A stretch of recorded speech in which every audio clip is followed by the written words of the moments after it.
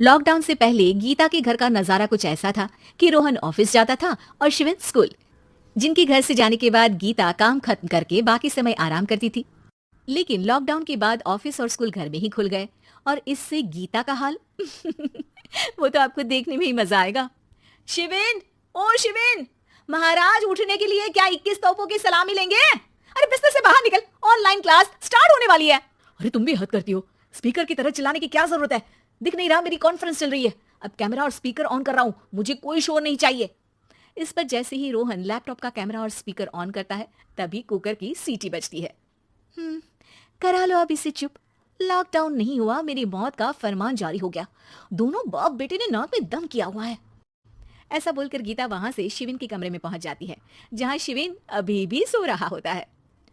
ओ आलसी, अब अगर 5 मिनट में नहीं उठाना तो आज तेरा गेम और यूट्यूब कैंसिल।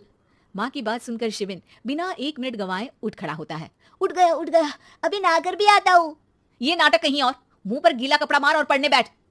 शिविन की ऑनलाइन क्लास स्टार्ट हो जाती है, जिस पर गीता उसे वहां बिठाकर रसोई में चली जाती है। थोड़ी देर में उसे कमरे से कुछ आवाज सुनाई देती है, जिसे सुनकर वो कमरे में वापस आती है। हाय राम, तुझे क्लास अटेंड करने के लिए बोला था, कैमरा ऑफ करके बिस्तर पर नाचने के लिए नहीं बोला था। मम्मी मुझे कुछ समझ नहीं आ रहा, आप बाद में पढ़ा देना ना, वैसे भी अटेंडेंस तो लगी गई है। हाँ हाँ बेटा, जरूर बन जा, तू अभी से हम सबका बाप बन जा। अरे नहीं मतलब कहाँ से लाते हो इतना दिमाग, और पढ़ाई करते हुए ये चला कहाँ जाता है? नाइस क्वेश्चन, दिमाग से पूछकर बता दूंगा। शिविन की बातों से परेशान होकर गीता उसे मारने के लिए जैसे ही आगे बढ़ती है तभी वो कमरे से बाहर भाग जाता है। अब शिविन आगे आगे और गीता हाथ में चप्पल पकड़े उसके पीछे पीछे। पूरे घर में दोनों घूम रहे होते हैं। इसी बीच वो रोहन के पास पहुंच जाता है और शिविन को मारने वाली चप्पल रोहन के लैपटॉप पर जाकर गिरती है। ओए माँ! मम्मी, आप पापा को चप्पल मार रही हो? वो आज तक के रिपोर्टर, चुपचाप जाकर क्लास अटेंड कर ले, नहीं तो अगली तेरे पीछे लगेगी। इस पर शिविन वहां से चला जाता है, जिसके बाद रोहन गीता से कहता है, इस सर्कस के लिए कुछ बोलना चाहोगी? अरे क्या करूं, जब से तुम दोनों घर में रहने लगे हो, घर अपने आप ही सर्कस बन गया है और मैं तुम्हारी नौकर। कभी बेटी को संभालो तो कभी बाप के नखरे उठाओ। इन्हीं सब उथल पुथल में दिन बीतते रहते हैं, जिसमें हर रोज घर के अंदर कुछ नया सियप्पा खड़ा मिलता है, जो ज्यादातर शिविन और रोहन की ऑनलाइन स्कूल और ऑफिस से रिलेटेड ही होता है। एक सुबह, शिविन चल उठ, आज की क्लास जल्दी है। कैमरा ऑफ करके आप अटेंड कर लो। अरे ऐसे छित्तर पड़ेंगे, दादी नानी सब एक साथ याद आ जाएंगी। गीता की लाख मशक्कतों के बाद क्लास तो खत्म हो जाती है, लेकिन उसके बाद शिविन फोन इस्तेमाल करते हुए इंस्टाग्राम रील बनाने लगता है। रसोड़े में कौन था? तुम थी, मैं थी, कौन था? कौन था?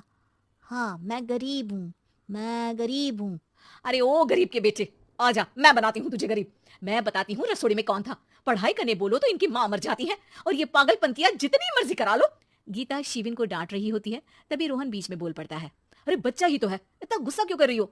बेटे का साथ देने की इसी एक कोशिश में अब शिविन के साथ साथ रोहन भी गीता के गुस्से की सूली पर चढ़ जाता है।